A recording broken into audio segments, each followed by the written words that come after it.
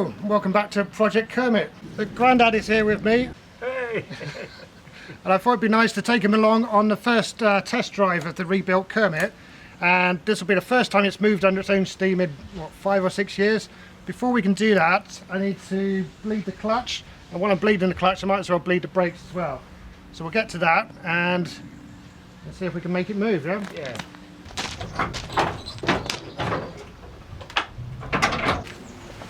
I'll pump up the tank and then I can use that little gadget I've got is a vacuum pump and it will suck the fluid through. It sucks through there, see? Good idea. Yeah, it's handy. And all the fluid goes in there rather than all over the shop.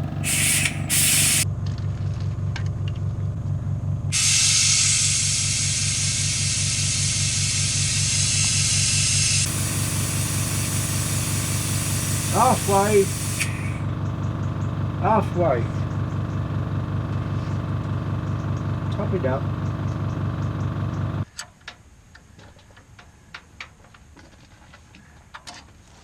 Oh, this brings back a few memories. Oh, lovely. Oh, behind the steering wheel. That feels alright. Yeah. Yeah. Yeah, I'm happy with that. Right, I'll put the exhaust back on and then we can do the brakes.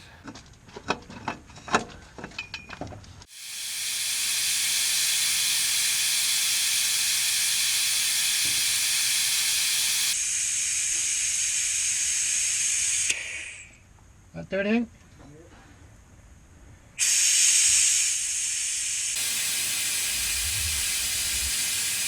Yeah, still going. And I'll start it up, put the seat in and then you can get in that side and then I'll drive it. I'm not driving it. No, I'll drive it.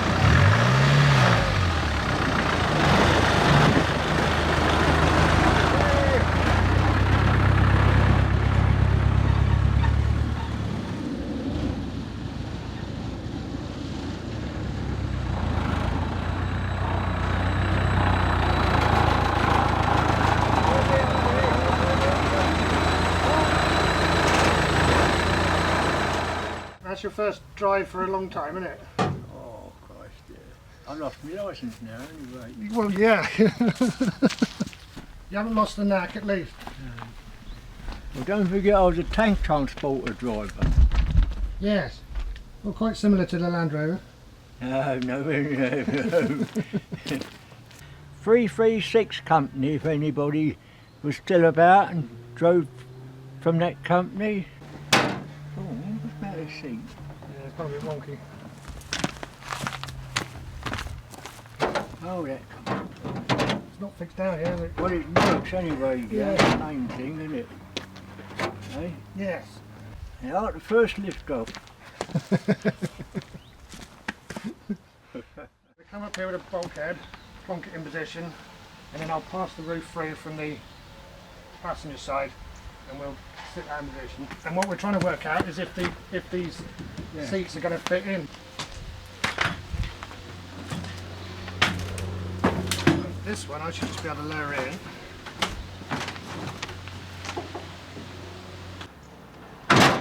Keep going.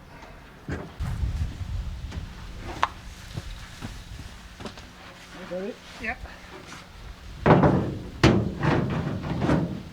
Well, it's a lovely fit. Isn't it? Yeah, we've got this much clearance above the headrest, so there's plenty of room. Bags of room. Yeah, it should do. I mean, they're all pretty much interchangeable, all the old Land Rovers. Well, you've got nothing to do with it, really, have you? Well, I've got a lot of cleaning up to do. Yeah, oh yeah, but... Yeah, so we'll get the roof off and lower it down. Stick it on the seat. That's it. Push it to me.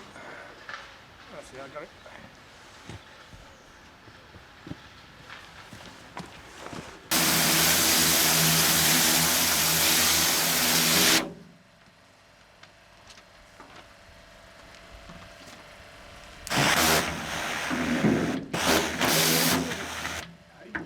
Distance from what you're pointing at, about a fistful.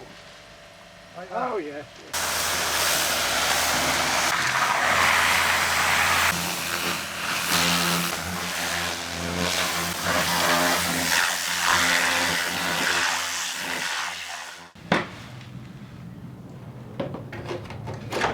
So I was looking at this bit here, and what I think it is a is for putting the canvas tilt on there, and I'm not going to have the canvas tilt, so this bit here is unnecessary. So I mean, I think the canvas goes in there and you tie it down on these bits. So we'll take it off, but Get off, I suppose. yeah, it'll be a pain to get off though. The trouble, you might have to get it back on top. Yes, but the first thing I'll do is take all the glass out.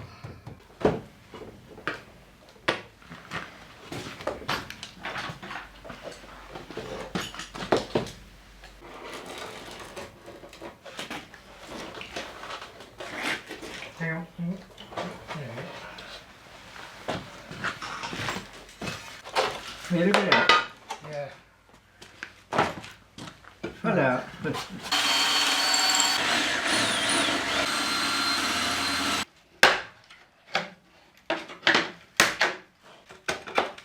Should be. Got it. Okay.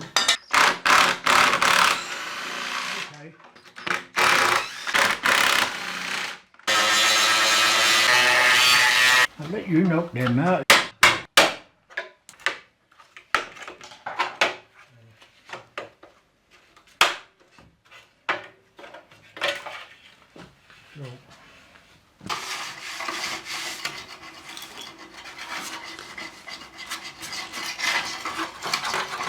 Nearly ready to start sanding it down for painting then. There's one dent to get rid of that I've noticed. What I'm doing at the moment is getting rid of the residue from the silicone that was on here, the silicone sealants. And I've just got some manky petrol, which is doing quite a good job actually.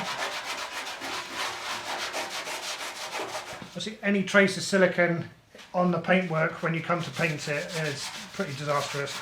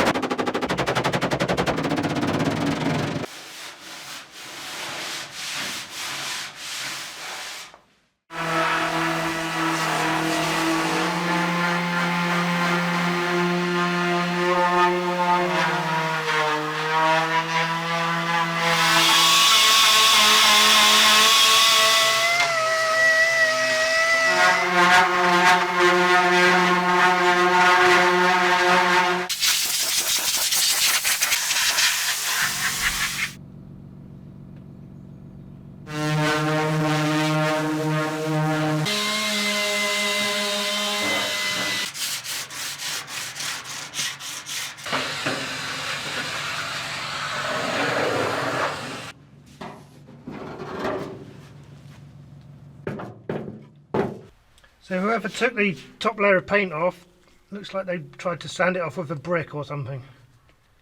Extraordinary. I'm not even going to attempt to take out those scratches. I mean, there's two ways of doing it. I could keep sanding until they're all gone, and then I'd have a paper thin roof. Really paper thin, I reckon. Or I could just skim filler over the entire thing and sand that back. but I'm not going to do either of those. When I'm done, it won't be offensive. That's quite a good motto, actually.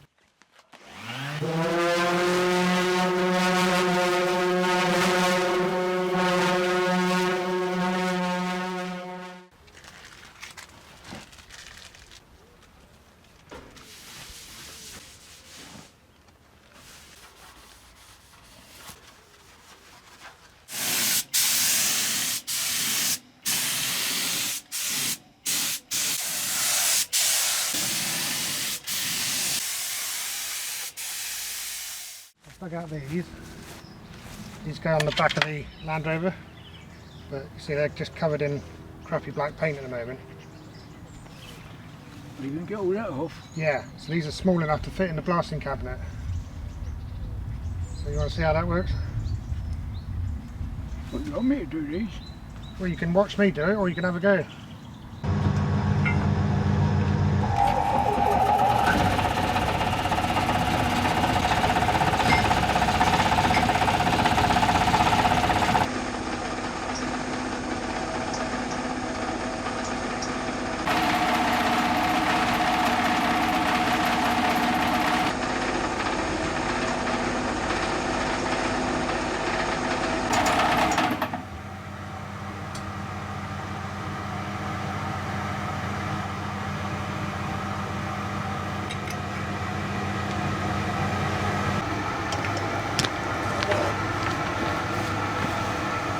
Thanks for doing that. You're welcome. What did you think of blasting?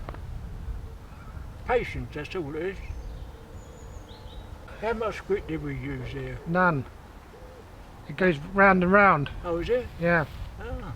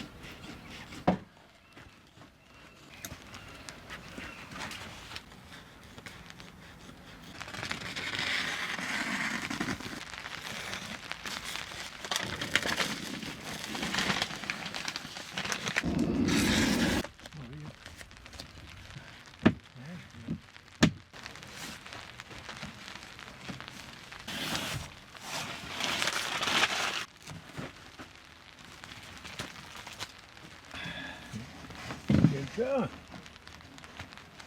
No, I've never done that before. Perfect. First step. If it go to you a bit, if it's certainly down there. And I'll do that.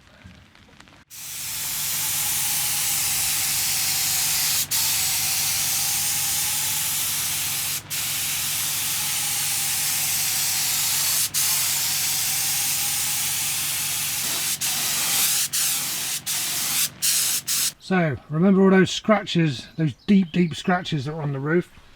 They're still there. They've been lessened a lot, but not eliminated. And of course I made no effort to eliminate them. I'm just showing you the effect of paint versus filler. So you can't fill in imperfections with paint, that's just not how paint works.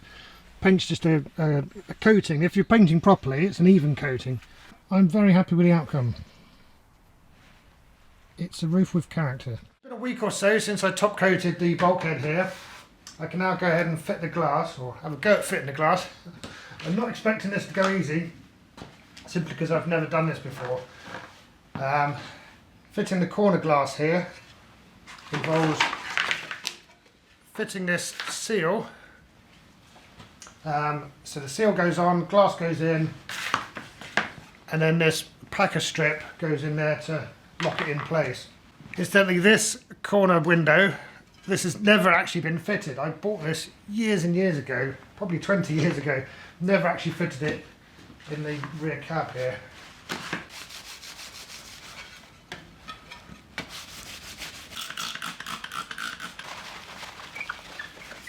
I'm expecting we're going to need some lubrication to get this sorted, and I'm going to use this tyre lube. I've not seen this used or recommended by anybody else that's been fitting glass, so bear that in mind. But as this is a lubricant for rubber, a water-based lubricant for rubber, it seems like it would do the job.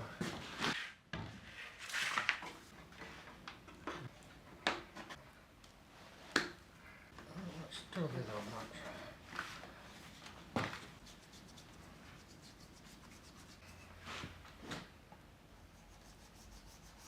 I've got these little plastic crowbars, which I've never actually used. They're intended for removing interior trim. I reckon that might be ideal. So there are a couple of special tools for doing this job. I'm not going to buy them because they're very simple looking tools. I could make them up if I really need to. But if I can get away with just using a little plastic pokey thing, then I'll do that.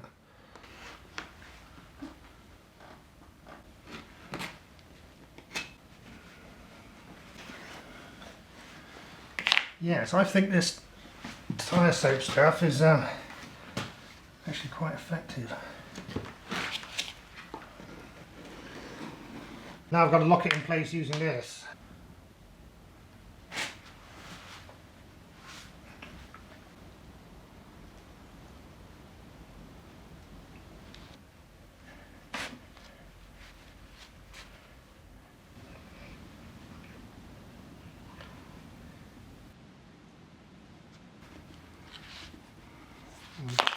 We're in. Well, that worked splendidly. Didn't expect it to go that easy. Let's see if I can do the same again.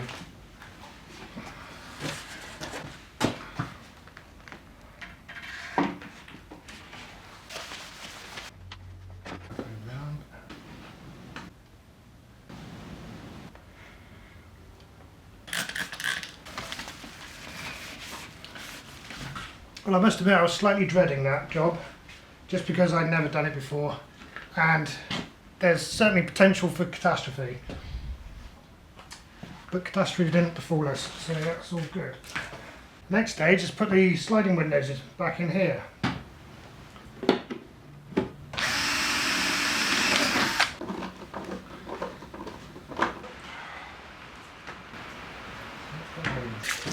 We need to go from there.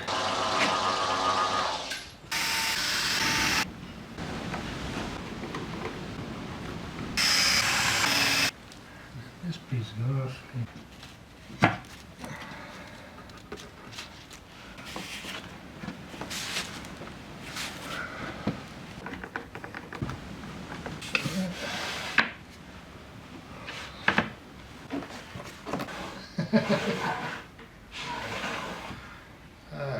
Jolly good. So there I was thinking it was finished, but we've got a load of holes to fill up. So by taking this frame off, which I don't need, because I think it's for the canvas tilt, we've left a load of holes. And I do have a solution for that. I was looking online searching for these, which are little square inserts, which I'll need to do dashboard. And I found these, which are another trim piece, trim fixing, and these are described as fir trees. You can probably guess why if I do that. I can't just put the bolts back in because one, some of them are knackered, and for two, they won't screw up without packing anyway because the frame's not there anymore. There's a little dab. Yeah, I'm just wondering if this sealant thing is worth it, you know. That's what they look like without sealant. Yeah, so flap around. The other option would be to use some other kind of trim fixing. I bought a whole load here, they were very cheap. This whole pack of like 700 gubbins was just over a tenner, I think.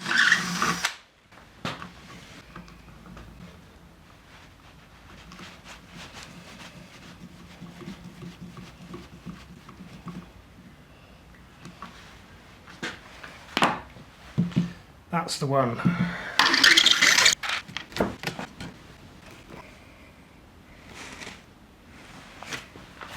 Well, considering what we had to start with, I think that's an absolute result. I'm quite chuffed with that.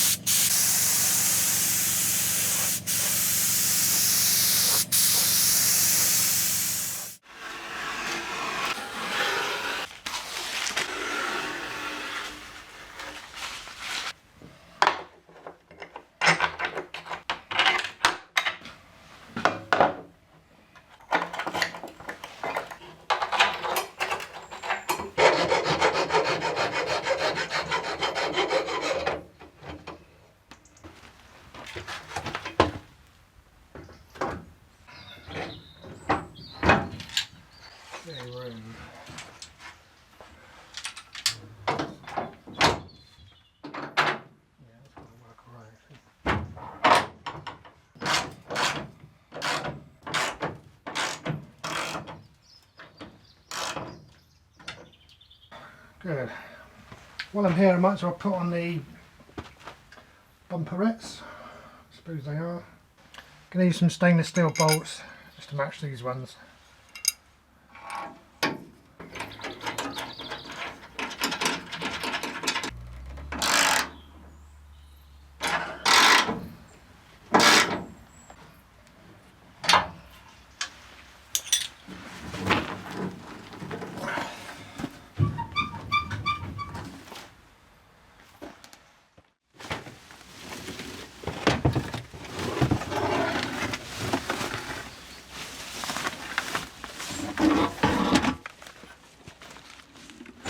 These are the doors that came with Kermit. Now, I don't intend to use these doors for a couple of reasons. One, they're not actually Series 3 doors. These are later 1980s doors. And two, they're in horrible condition.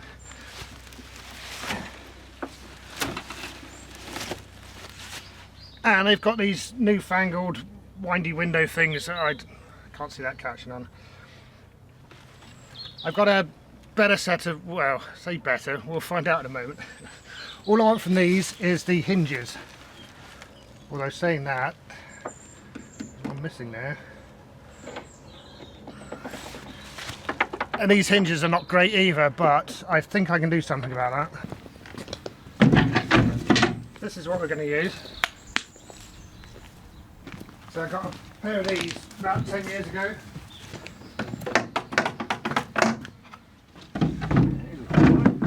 Yeah, they're quite nice. Yeah. So these are pretty much standard Series 3 from the waist down.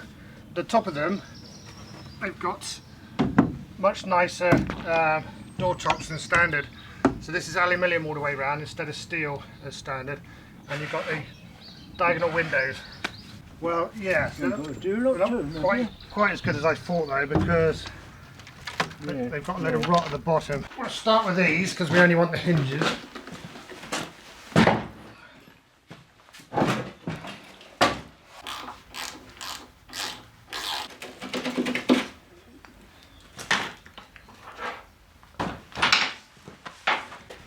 right in. So that's already fallen off. That's the strip off the top.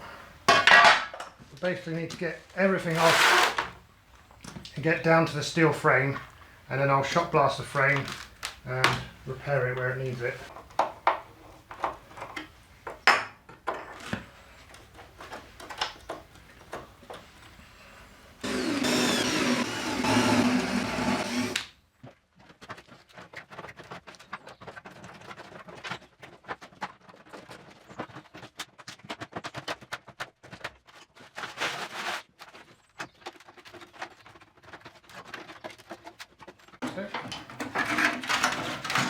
Ta-da.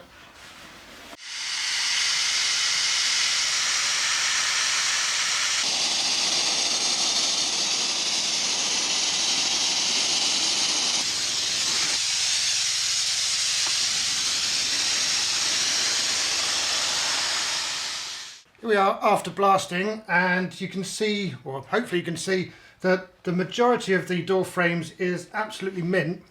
There is plenty of corrosion, but it's completely confined to this bottom edge on both doors. Now, I did contemplate trying to fold up this shape, and I would have done that if it had been just localized corrosion, but the fact that the whole strip needs replacing, I've just swallowed my pride and ordered a repair section, 2 metre long repair sections, one for there and one for there.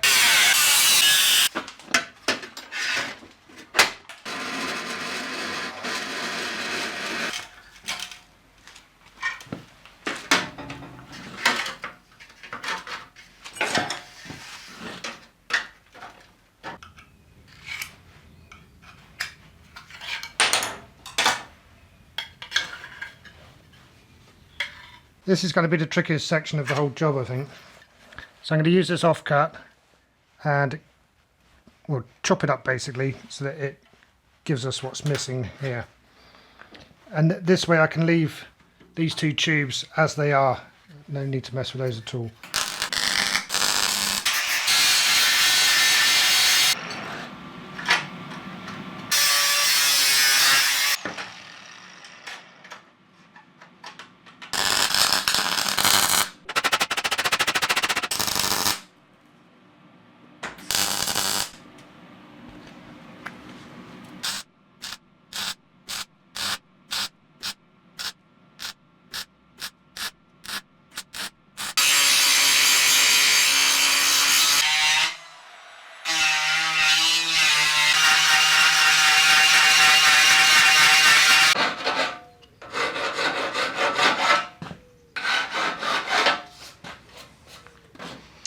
That will do.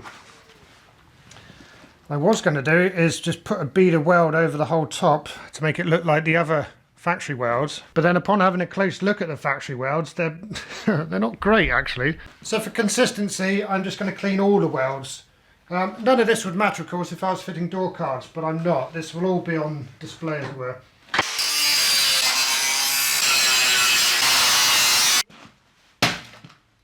So that's come up fine. If I show you the back though, see that the repair sections are not the same as the originals.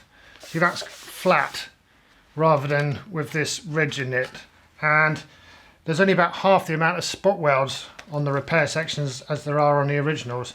So these spot welds, there should be extra ones like there, there, there and there. Still,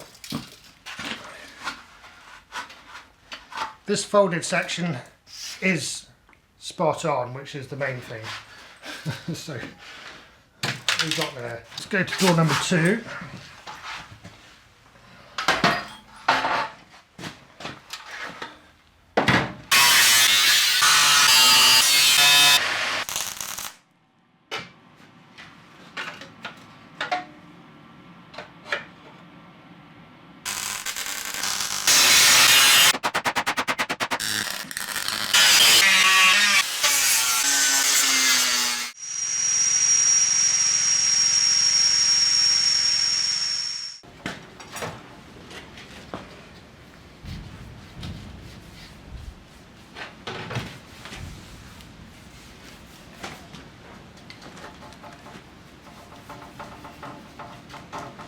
door frame's ready for painting, I've moved on to tidying up the door skins. I've made fair progress just using a scraper, but the sun's out now, so I've got some excess solar power, which I might as well use up with my heat gun.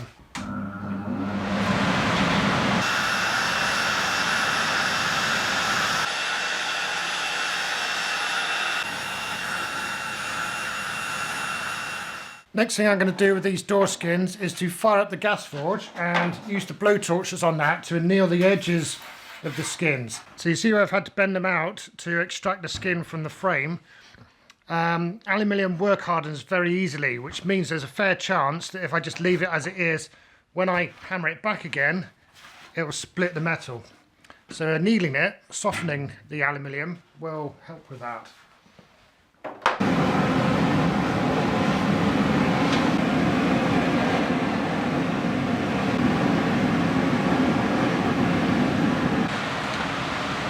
It's tempting to use that burner to just destroy all the paint on there, but when you put that much heat into sheet aluminium, it warps like crazy. So I'd prefer to sand it really, but it's going to give us a head start at least.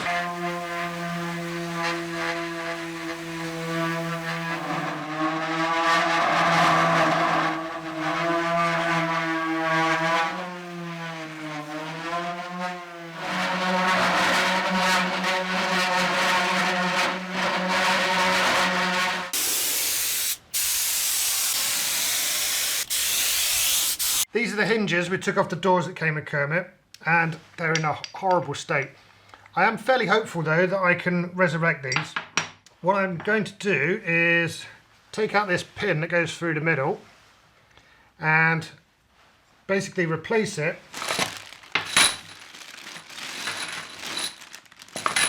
with a stainless steel bolt that's bigger than that pin. So there should be room for me to drill through. I'm going to tap the bottom of the hinge, of this part of the hinge, and so the bolt can screw in down there, and it should be much much improved.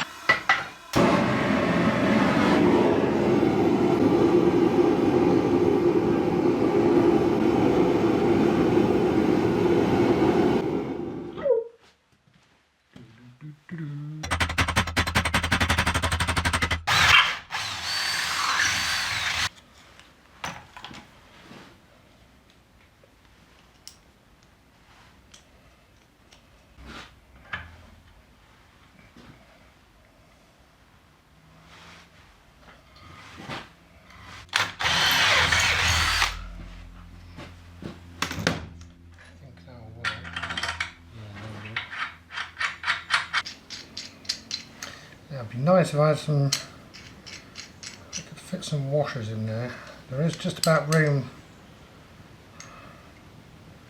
maybe a washer. If I put a washer on the bottom, that'd be enough, wouldn't it?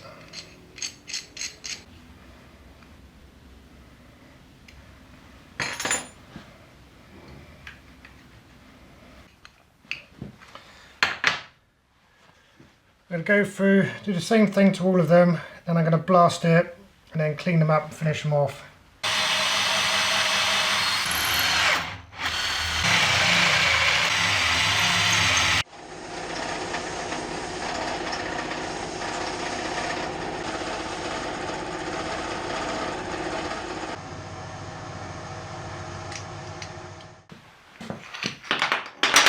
Well, that's cleaned them up nicely. I'm going to finish up by putting the washers in. So I'm just going to have one washer at the bottom of each hinge. And then I'm going to try and make the bolt fit a bit better.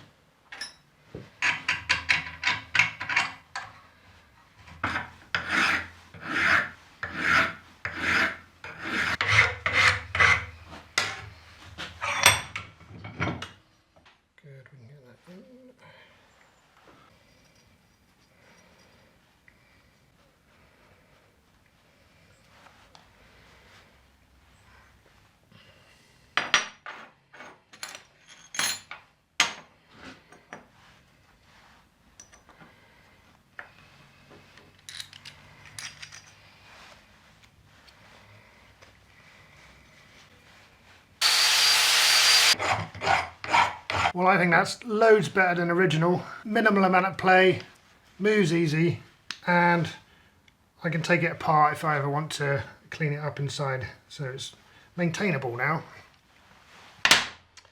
Good.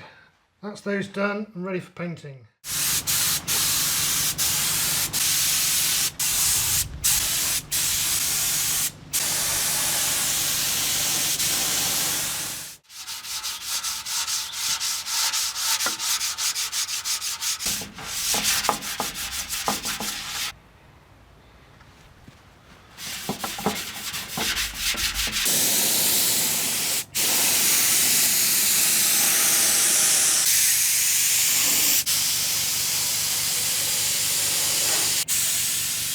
So far the doors have been primed and undercoated. This is with 2 coats of undercoat on there. I'm now going to reunite the skins and the frames and we'll see how good my annealing was. If I hadn't properly annealed this aluminium, when I hammer it over to fit the frame again, it'll just fall apart.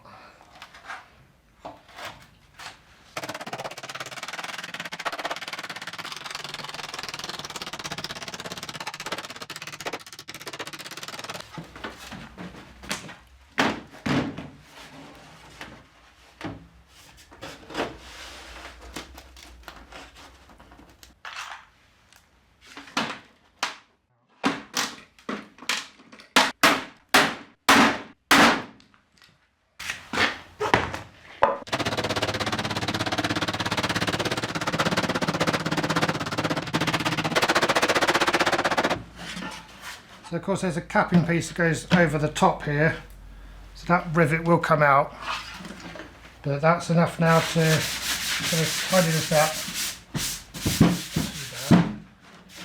and I might give it another undercoat before top coating it.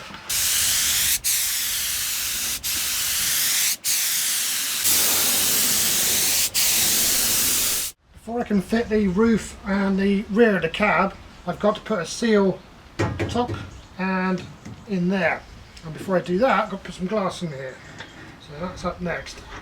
So of course I need 2 pieces of glass to fit here. I've got a choice of 4 and hopefully at least 2 of them will be okay. We'll find out in a moment. Oh, there's the glass.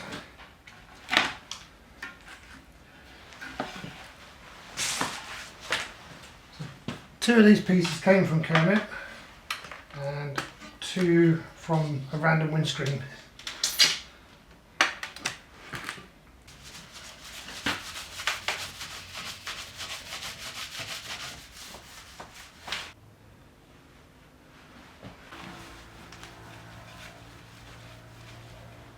Yeah, so there's multiple scratches in this, but they're not deep.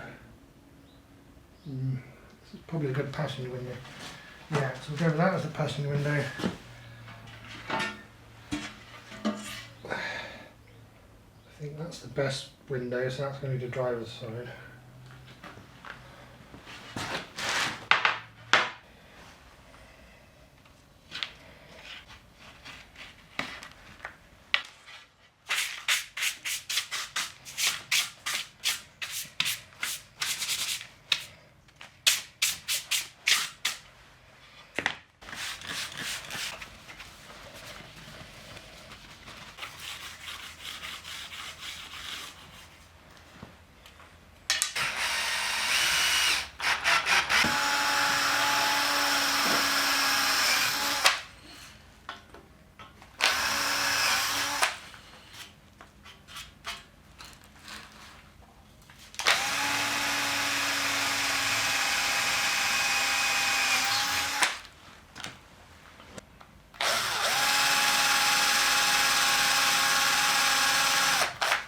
So the glass sits in there and then it's held in with these strips, but in between the glass and the frame and between the glass and the strips you've got to put something, and there's a whole raft of different things that people use. Well, we've scraped off 2 different things off of the glass here. So some people use like just plain bathroom sealant, some people use the black gutter sealant, which is the butyl stuff rather than silicone. I'm going to use this, which is butyl glazing tape.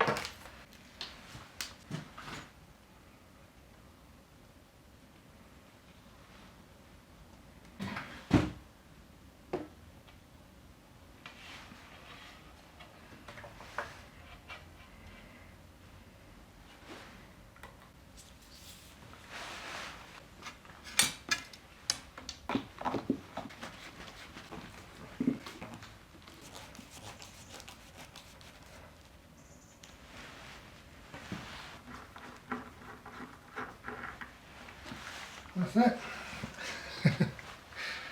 Splendid. Glass is in.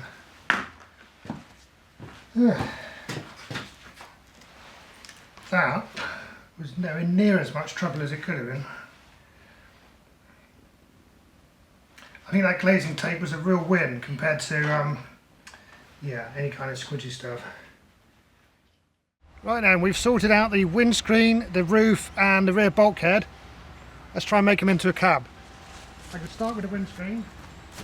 I've got a foam seal to go on here, but I'll need to clean the filth off of this bit first.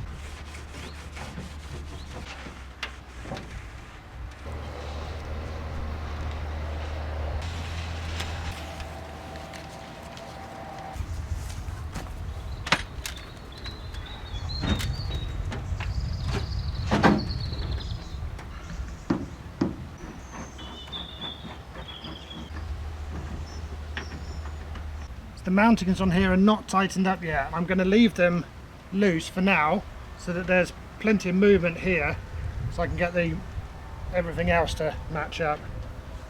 But what I will do at this point is put the sealant in. So for all of this I'm going to use the same non-setting gutter sealant.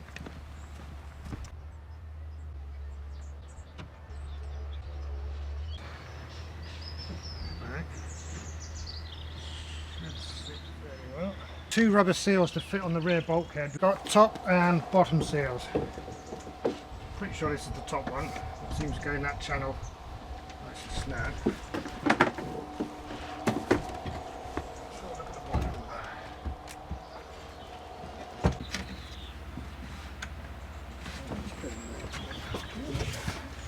So I've just put a dab of this in there all the way round. That's probably enough tack to hold it as we put it in. Let's see if we can.